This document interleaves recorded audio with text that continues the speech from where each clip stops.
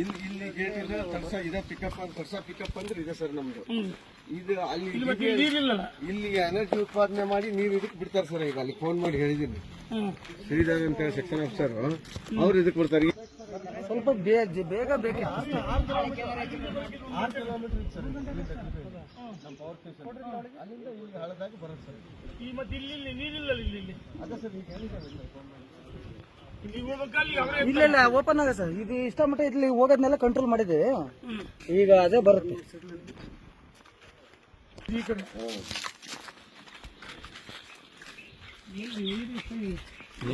ನೀರಿಲ್ಲಣ್ಣ, ಇಲ್ಲ ಅದು ಲೀಕೇಜ್ ನೀರಣ್ಣ. ಅದು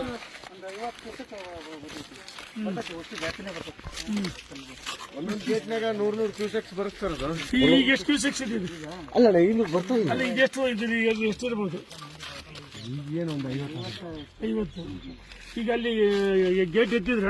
ಗೇಟ್ ಹೇಳಿ ಸರ್, ಶ್ರೀಧರ್ ಅಂತ ಸೆಕ್ಷನ್ ಆಫೀಸರಲ್ಲಿ ಅವ್ರಿಗೆ ಗೇಟ್ ಎತ್ತಿರಿ ಸರ್ ನಮ್ದು ಅಂತ.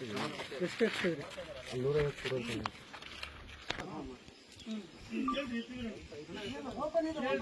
ಈಗ ಅಲ್ಲಿಗೆ ಹೋಗೋಣ, ಹೆಂಗ್ ಮಾಡೋಣ ಸರ್? ಈಗ ಇದು ಹಳ್ಳ